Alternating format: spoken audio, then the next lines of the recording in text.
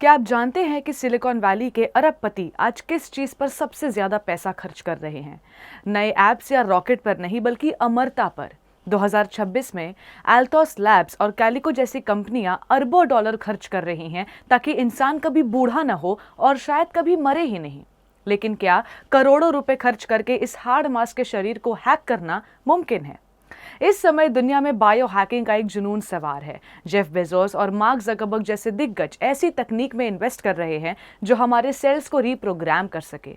वे चाहते हैं कि इंसान की उम्र थम जाए और दावा किया जा रहा है कि मौत सिर्फ एक टेक्निकल एरर है जिसे सुधारा जा सकता है। लेकिन रुकिए, क्या आपने कभी सोचा है कि हमें अमर होने की इतनी गहरी इच्छा क्यों है? हम बूढ़ा होने से डरते क्यों हैं? विज्ञान इसे सर्वाइवल इंस्टिंक्ट कहता है, लेकिन वेदों के पास इसका बहुत गहरा उत्तर है। शास्त्र कहते हैं कि अमर होने की ये चाहत कोई ग्लिच नहीं, ये आपकी आत्मा की वास्तविक प्रकृति का प्रमाण है।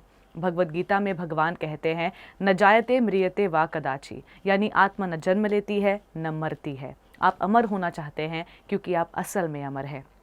लेकिन गलती ये हो रही है कि हम आत्मा की अमरता को इस नश्वर शरीर में ढूंढ रहे हैं। ये बिल्कुल वैसा ही है जैसे कोई फटे हुए कपड़े को अमर बनाने की कोशिश करे, जबकि पहनने वाला व्यक्ति अमर है।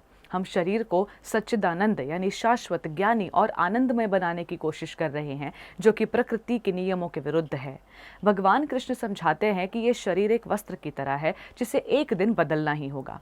सिलिकॉन वैली के वैज्ञानिक इस वस्त्र को रफू करने की या पैच लगाने की कोशिश कर रहे हैं।